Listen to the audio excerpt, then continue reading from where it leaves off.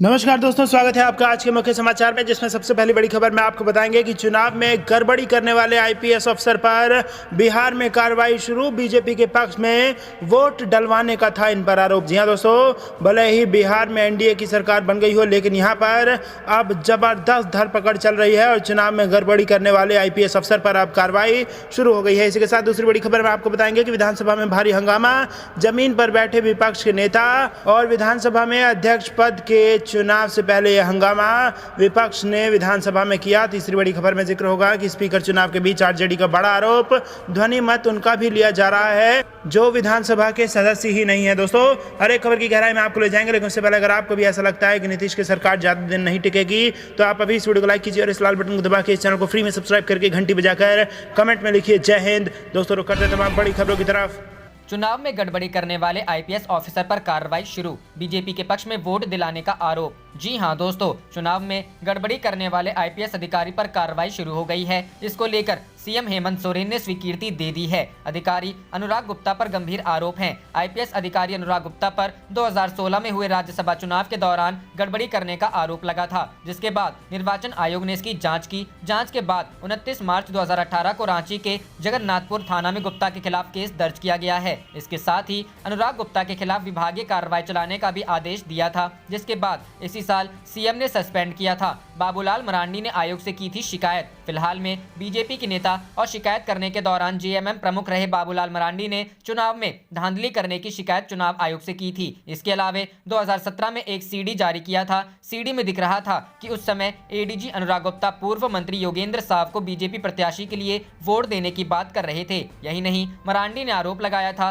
कि वोट देने के लिए अनुराग ने योगेंद्र साव को 26 कॉल किया और धमकी दी थी। रुख करते हैं अगली खबर की तरफ। विधानसभा में भारी हंगामा, जमीन पर बैठे विपक्ष के नेता। जी हां दोस्तों, बिहार विधानसभा में आज स्पीकर के लिए वोटिंग हो रही है। उससे पहले विपक्ष का हंगामा जारी है। विपक्ष वोटिंग के दौरान सीएम नीतीश कुमार और बिना किसी सदन के सदस्य रहे मंत्री अशोक चौधरी और मुकेश सहनी को बाहर भेजे जाने की मांग कर रहा है। विपक्ष लगातार नीतीश कुमार बाहर जाओ का नारा लगा रहा है और अपनी मांग को लेकर जमीन पर बैठ गया है। विधानसभा के प्रोटेम स्पीकर जीतन राम मांझी लगातार उनसे अपने सीट पर जाने का अनुरोध कर रहे हैं, पर विपक्ष अपनी मांग पर अड़ा है। विपक्ष की मांग है कि नीतीश कुमार, अशोक चौधरी और मुकेश सहनी के सदन के बाहर जाने के बाद ही वो स्पीकर के लिए वोटिंग की प्रक्रिया शुरू करने देंगे। विपक्ष इसे लोकतंत्र की हत्या बता रहा है। तो करते हैं अगली खबर की तरफ। बिहार स्पीकर चुनाव के बीच आरजेडी का आरोप, ध्वनि मत उनका भी लिया जा रहा जो सदस्य नहीं। जी हां दोस्तों, बिहार में 51 सालों के बाद स्पीकर पद के लिए आज विधानसभा में चुनाव हो रहा है। एनडीए और महागठबंधन के बीच हो रहे इस मुकाबले के बीच सदन में भारी हंगामा हो रहा है। आरजेडी के राज्यसभा सांसद मनोज झा ने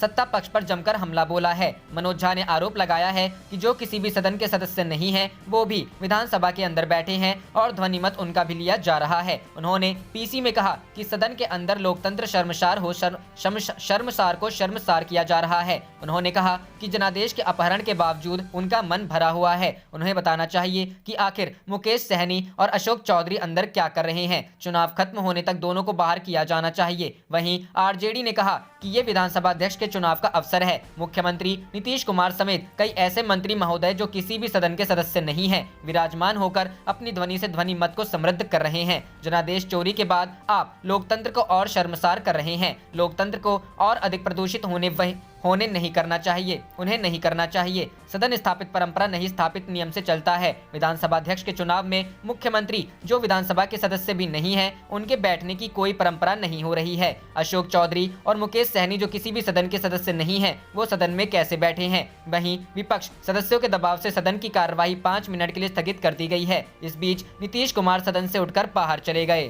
करते हैं अगली खबर की तरफ। बिहार बीजेपी को सता रहा सरकार गिरने का डर, स्पीकर चुनाव हारे तो देना होगा इस्तीफा, लालू पर लगाया साजिश का आरोप। जी हां दोस्तों, बिहार में विधानसभा अध्यक्ष पद के लिए मतदान से पहले सियासी हलचलें तेज हो गई हैं। इस पद के लिए महागठबंधन ने अपने उम्मीदवार के लिए सभी विधायकों को एकजुट रखा है। साथ ही सत्ता पक्ष यानी एनडीए विधायकों से अंतरात्मा की आवाज पर वोटिंग करने की अपील की है। इसके बाद से बीजेपी खेमे में बेचैनी बढ़ गई है। जेडीयू खेमा तो इस पूरे मामले में चुप्पी साधे हुए हैं, लेकिन बीजेपी की बेचैनी साफ नजर आ रही है।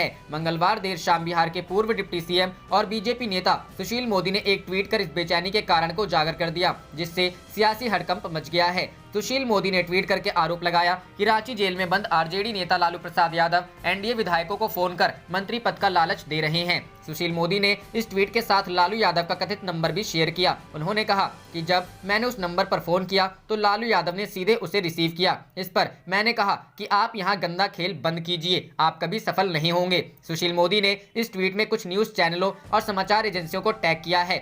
सुशील मोदी के इस ट्वीट की सच्चाई जो भी हो, लेकिन बीजेपी खेमे की बेचैनी जरूर सामने आ गई है। साथ ही यह भी साफ हो गया कि बिहार की राजनीति में खासतौर से एनडीए खेमे में सब कुछ ठीक ठाक नहीं है। दरअसल बिहार में एनडीए बहुमत के आंकड़े की दहलीज पर ही खड़ी है, लेकिन उसके 4 विधायक भी अगर पाला बदल लेते हैं तो सरकार अल्पमत में आ जाएगी। ऊपर से महागठबंधन की तरफ से स्पीकर पद के मतदान में सत्ता पक्ष के विधायकों से अपील के बाद एनडीए की बेचैनी ज्यादा बढ़ गई है और उसे सरकार गिरने का डर सताने लगा है। स्पीकर पद के लिए वोटिंग से पहले मंगलवार को बिहार में जबरदस्त राजनीतिक हलचल रही। सत्ता पक्ष और विपक्ष दोनों तरफ रणनीति बनाने का दौर चलता रहा। महागठबंधन नेता तेजस्वी यादव ने प्रोटेम स्पीकर जीतन राम मांझी से मिलकर अपने 2 विधायकों के लिए वीडियो कॉन्फ्रेंसिंग के जरिए वोटिंग की मांग की। ये दोनों विधायक जेल में हैं। इसके अलावा देर शाम तक महागठबंधन विधायकों की बैठक पूर्व मुख्यमंत्री राबड़ी देवी के आवास पर चलती रही। इस दौरान सीपीआई माले ने महागठबंधन के उम्मीदवार अवध बिहारी चौधरी के पक्ष में वोट देने के लिए अपने विद्याओं को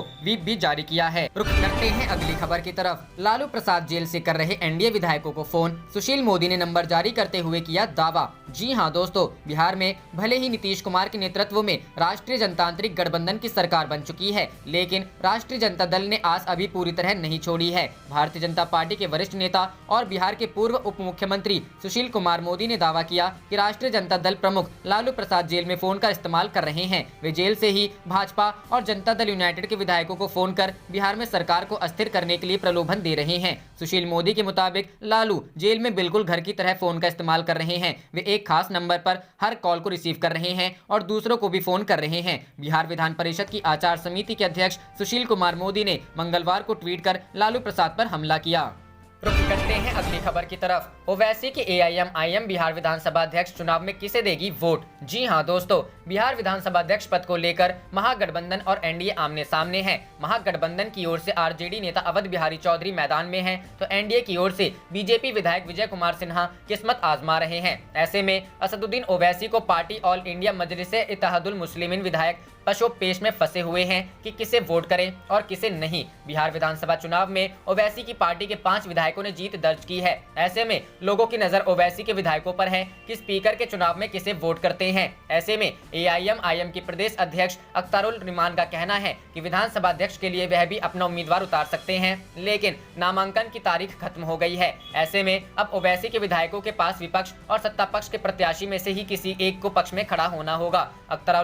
अख्तारुल इमान ने कहा है कि हम तीसरा मोर्चा है। ऐसे में उन्होंने सुझाव देते हुए कहा कि सत्ता पक्ष को अध्यक्ष का पद और विपक्ष को विधानसभा का उपाध्यक्ष का पद दिया जाना चाहिए। हालांकि अब चुनावी प्रक्रिया के जरिए ही फैसला होना है। ऐसे में देखना होगा कि ओवैसी की पार्टी के जीते 5 विधायक किसे वोट करते हैं। इस पर बिहार ही नहीं बल्कि देश भर के लोगों की नजर होगी। बिहार विधानसभा अध्यक्ष के लिए बुधवार की सुबह 11 बजे से लेकर शाम 4 बजे तक वोटिंग होगी। शाम 5 बजे से होगी वोटों की गिनती होगी। सीटों के लिहाज से आरजेडी विधानसभा में सबसे बड़ी पार्टी है, लेकिन बहुमत के आंकड़े के मुताबिक एनडीए का पलड़ा भारी है। इसके बावजूद आरजेडी ने विधानसभा अध्यक्ष के पद पर अपना प्रत्याशी उतारकर चुनावी प्रक्रिया के जरिए स्पीकर के चुनाव की पटकथा लिख दी है। बिहार के कुल 243 विधानसभा सदस्यों में से एनडीए के पक्ष में 126 विधायकों का समर्थन हासिल है, जिनमें बीजेपी 74, जेडीयू के 43, हिंदुस्तान आवाम मोर्चा के 4, वीआईपी के 4 और एक निर्दलीय विधायक शामिल हैं। विपक्षी खेमे में महागठबंधन के साथ 110 विधायक हैं, जिनमें आरजेडी के 75,